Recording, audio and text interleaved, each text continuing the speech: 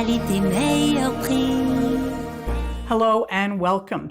Today's project is a tie my shoes pillow. Now this is a pillow with two purposes. It can be used just for decor in a child's room, but it also has a purpose. You can use it to teach a child or a grandchild how to tie shoelaces. Very easy construction. You will need a pillow form to go inside your pillow. At the back, it's got a slit opening so you can get the pillow form in and out. And on the front, these two panels that form the shoe, I guess you could call it, and grommets. Now, it's not often that you need a hammer in your sewing room, but this is one of those times. In addition to the grommets and the shoelace, you'll also need about 1/2 meter of your main fabric and about 1/3 meter of the fabric to form these panels on the front. You'll need some matching thread as well. Let's get started. We start by cutting our fabric. So from the main fabric, you need to cut a front. My pillow form was 14 inches by 14 inches. So I cut my fabric 15 by 15 to allow for the seams that I'm going to be sewing. If your pillow form is a different size, you'll have to adjust accordingly, adding an inch for the seaming. You'll also need to cut 2 pieces for the back overlap, and you cut those 15 inches by 10.5. And then for the front flaps, you have to cut 4 pieces, 15 inches by 6.25. And I'll show you how to shape them. 4, because we actually end up layering 2 pieces of fabric and turning it inside out. That's what forms each of these finished flaps. So with a fabric marker, you have to do a little bit of measuring. Here's my 15 by 6.25 inch piece. I'm going to measure down from one end and mark, measure down from the other end and mark, both of those 4 inches. I'm going to draw a 1/4 inch seam allowance between the 2 dots that I just marked, and then I'm going to connect those dots with the corners of the piece on each side. Then you take this down to your sewing machine and you sew right along that line. That is your sewing line. When you finish sewing it, you trim off the excess, and don't forget to clip those corners. You want to clip the corners to eliminate bulk, because the next thing we're going to do is turn this inside out.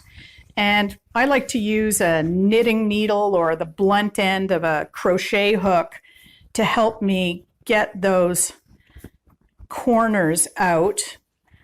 You will have to do a little pressing job when you've got this done. Take it to your iron, and you want to make sure that when you're pressing this, that you're not pressing any folds into the fabric. You want it very flat and neat, because you're going to do some top stitching, and that's just to give these flaps a little bit of reinforcement. So here you can see I've top stitched a 1/4 inch away from those 3 sides that I just sewed.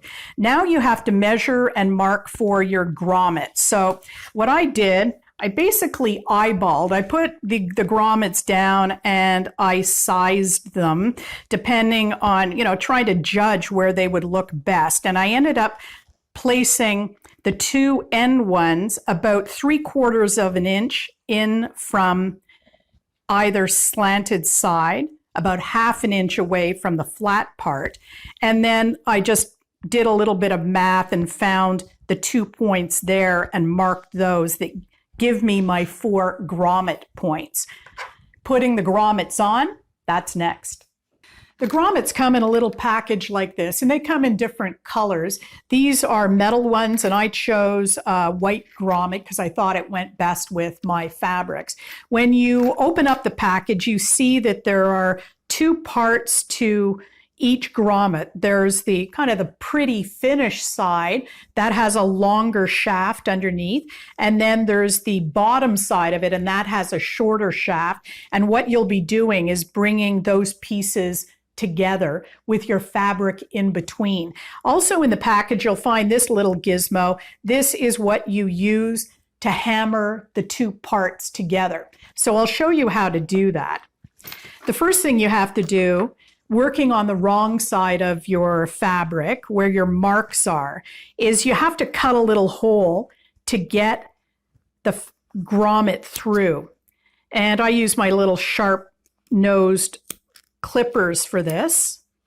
And it probably has to be a little bit bigger than you're comfortable making, actually, this hole. But it's because the grommet has to come through. This is the pretty side going against the pretty side of my fabric. And there it comes through. There's the shaft of it coming through to the wrong side. And now I add the back side of the grommet. It slides over the shaft. And now the only thing left to do is to hammer those so they'll stay together permanently. It's hammer time.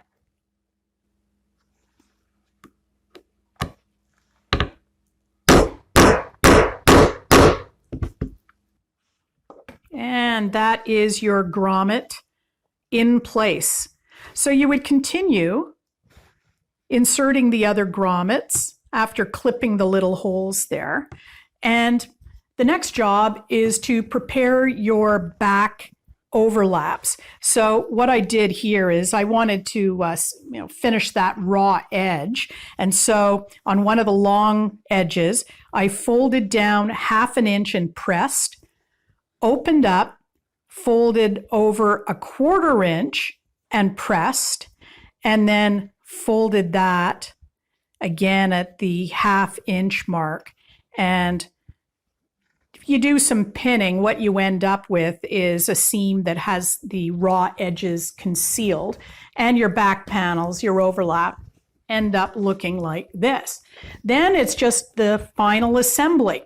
So this is where, if you are using a directional fabric, you do have to pay attention.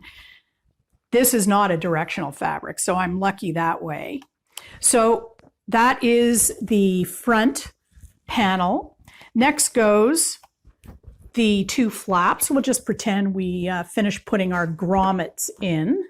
We'll make sure that, like this, pretty side up, these go in pretty side up, and make sure that they line up raw edges nicely there. You're going to have to do quite a bit of pinning. And then this was the flap that we haven't top stitched yet and added the grommets to, but just for illustration purposes along there. And then you're going to add your back overlaps, and these go pretty side down, good side down. And again, you're going to want to match up raw edges. There's one, and there's the other.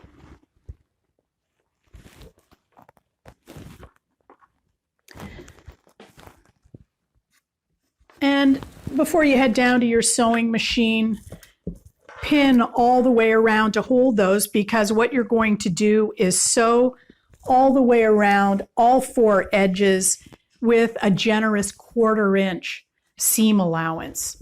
And what I do as well is, because I know that these overlap panels will get some wear and tear as the pillow form is moved in and out, I go over those a couple of times as I'm doing this seaming, just to reinforce there. Then all you have to do is turn it inside out, give it a good press, add your lace, and you're ready to tie.